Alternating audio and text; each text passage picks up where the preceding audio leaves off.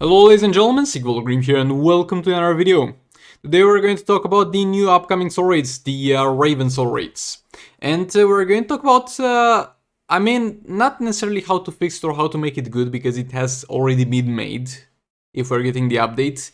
But what I'm hoping it will happen, and if this happens, then it's going to be a good soul raid. And yeah, some things can be changed after it's released. Some things can't, so yeah, we'll get into that. So if most of the things that I say here come true, then it's definitely going to be a good soul raid. And if you agree with the points that I make, let me know down in the comments, also if you don't, and we can have a discussion about it. So, we're going to have 2 points here, 2 main points of discussion. First of all, we're going to establish why it needs to be good, and then we're going to establish what it has to accomplish in order to be good. So, first of all, why it needs to be good. Lots of people are going to make the argument, it's new content, it can't be bad. And if that argument was made about the Dawn of Apocalypse soul raids, and it was, I did 100% agree with that at that point. That was the 100% valid argument. Dawn of Apocalypse was new content, was something in addition, without subtracting anything from the game, and even if it was terrible, it's still great. New content, free gems in normal, you can't complain about that one. But it's not the case anymore, because we're not getting this Raven soul raid event as a standalone game mod. We're getting it as something that will compete in terms of runtime with Dawn of Apocalypse and Rise of Krypton. So it has to be at the very least as good as the previous ones, or better. Because if it's not, we're going to regard it as a loss, because by having new soul raids, we're going to get less and less of the previous soul raids that we have. The more that there are, the less runtime we'll overall get for each one of them. So it needs to be better than the previous ones, so that is justifiable, and people don't mind when one of them is up and the other one is not. We had this problem with Dawn of Apocalypse, and a lot of people were complaining and kept wanting Dawn of Apocalypse to be up again, because they enjoyed more Dawn of Apocalypse than Rise of Krypton soul raids, and I do subscribe to that. Like, again, with Dawn of Apocalypse when it released, it could have been extremely bad. Nobody would have minded. It's a new game out. It's something in addition. But now by adding this, you're going to take something away that's already there, which is the runtime for the other two. So that's why it has to be better than the other two. And honestly, I'm not sure it can be worse than Rise of Krypton, but yeah, we'll see how it goes. But yeah, now let's get to the points in which I explain how exactly to make this thing be a good soul raid. And those points will not be in any particular order, like I'm not gonna put them in the order of importance or anything else, but yeah, let's get into it. So first thing, make the first tier boss easier. Like the first tier boss is going to be one of the first things that the new players are going to have to deal with. And the new players don't really know the importance of playing soul raids and stuff like that. They just go there, a new mod unlocked, they play, they have fun, and then they counter the boss like Gorilla Grodd, that's on Rise of Krypton, or a boss like Harley in Dawn of Apocalypse. And yes, Harley is also annoying. I don't know how many of you have started new accounts and had to fight Harley without the king, but I did that at some point, and she just spams the special one, that's annoying. But yeah, and it's not like they went full on making hard bosses, because I'm all for that. I'm all for hard bosses with challenging mechanics that you have to go around.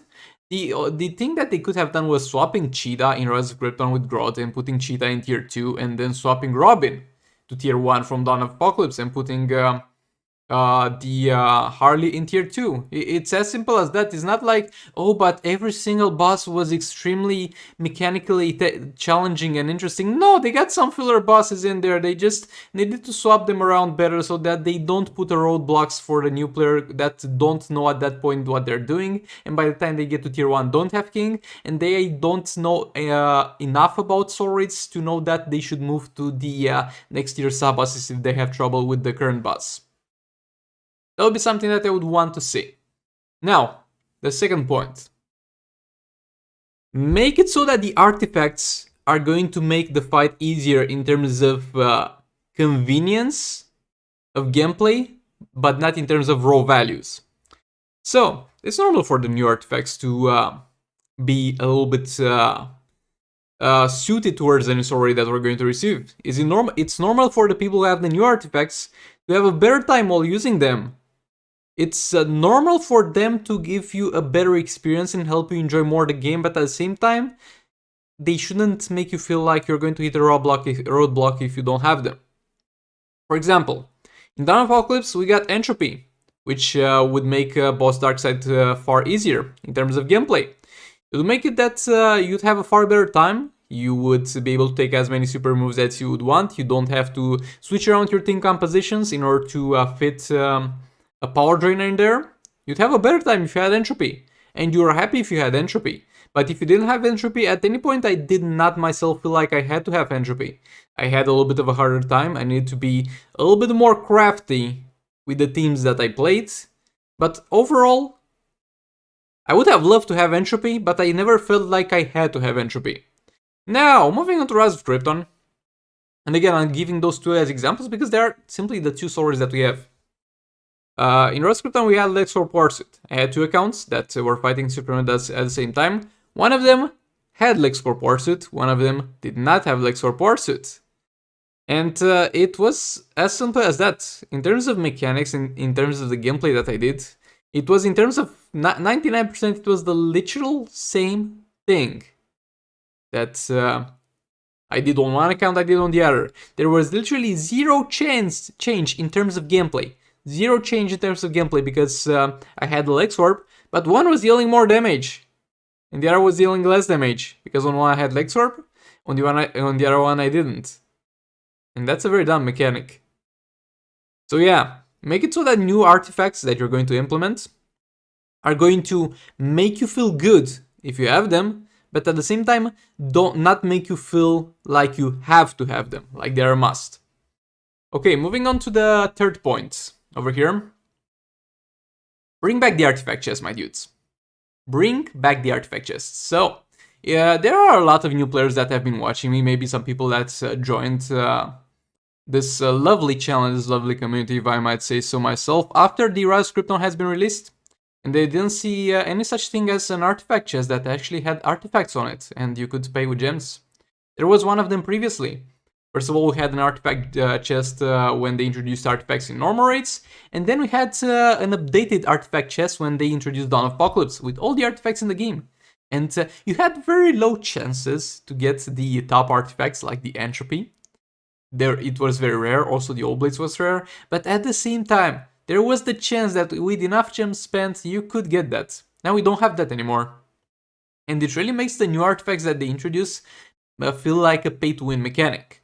And yes, there is the possibility of getting the new artifacts from, like the Soul Raid rewards, but dude, I fought so many fights in Soul Raids, and I've gotten Soul Raid artifacts, Soul Raid specific artifacts like Dawn of Apocalypse or Rise of Krypton artifacts, only 2 times. That considering that I went up 3 tiers on both accounts in Dawn of Apocalypse and 3 tiers on both accounts in Rise of Krypton. A little bit more on Dawn of Apocalypse actually.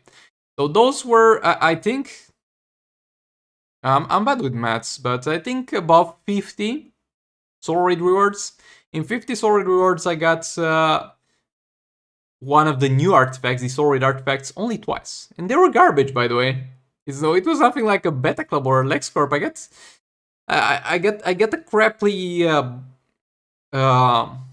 It's the Morelos power source. That's not crappy, but it's crappy because I got it at level 2 and it didn't do anything.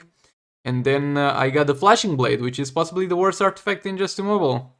So yeah, while in theory you could, in theory, be able to get any artifact in the game that you want without spending even $1 on the game, in practice, it's not a reliable way because it really relies on a random generated effect that can't be repeated. You can't go back and farm again and again tier 1 of the Soul Raid in order to get better drops. That's not possible. So yeah, please do bring back the artifact chest. That would be great. Next point, make the bosses interesting to fight, not damage sponges. So, boss Superman Rise of Krypton Soul Raids. I don't know if you guys subscribe to this line of thoughts, but I do not find Rise of Krypton Soul Raids boss Superman to be entertaining to fight in any way, shape, or form. He is hard to beat, but that's not because he is a particularly entertaining boss and he has hard to play around mechanics. He just doesn't take damage. That's it. He simply doesn't take damage. On the other hand, we have other very hard to beat bosses. In Dawn of Apocalypse, we have boss Green Lantern, like the one in tier 3. Then we have boss Last of Joker, the one in tier 4. Those are very hard bosses. Maybe the hardest boss is in just Immobile, and it will take you a long time to fight them. But that's going to be because they are actually hard to fight in terms of mechanics. And as you play them, you're going to get better at it and have a better time and deal more damage. While Superman, he just takes less damage, no matter how good you play. He takes less damage, that's his thing, okay? So yeah, I don't like dumb bosses like Superman, like Aquaman, making you not deal damage with your special tree. Oh boy, that's a smart one. Who thought about that one? Yeah, I don't want dumb mechanics like that. I want challenging fights like Joker, like Boss Green Lantern, like Darkseid. I want them to be hard, but not in a dumb way, okay? I want them to be hard in a way that I'm in control of and that I can practice and progress while doing. And the last point about the artifact that you get for free. Like in Dawn of Apocalypse, we got Firebox, which was the best artifact out of the Dawn of Apocalypse artifacts. And that was great. That was amazing. Getting the best artifact for free. Boy, oh boy, did I like that. And we kind of took it for granted because in Rise of Krypton, we didn't get the best artifact, not the second best, arguably not even the third best, though it could be the third best. And this artifact that we got over here, well, Firebox, you can use it anywhere, you still use it a lot of times in a lot of raid fights, in a lot of soul raid fights, it's all around a very useful artifact. The Kryptonite Spear that we get is going to be very, very situationally useful. The only thing that makes it so that it's worth upgrading is the high stats that it has. So I'm not saying that they should have given to everybody Beta Club for free. Like, look, they gotta eat as well. They gotta make money to keep this game live. But what I'm saying is that Elixir Parsuit as a reward for finishing Rise of Krypton Steroids would have been a better reward and nobody would have minded it. And that way you had the Rise of Krypton Spear being as an artifact that people also wanted to get because it's good on Silver Banshee. So yeah, there you go. But yeah, with all that being said, those are the things that they should change around in order to, or have already done this way, in order to have the next Raven Soul Raid be a good Soul Raid event, and I really wish it will be. But yeah, thank you so much for watching. Please do like, comment, subscribe, and share if you did enjoy this. Dislike it if you dislike it, maybe hit that bell button, and I'll see you on the next one. Goodbye. And yeah, this is one of the, this is the second video that I've recorded on PC, and I'm not really the best at this so far, so bear with me if this doesn't sound the best all around, because I'm still getting used to using this mic. But yeah, goodbye.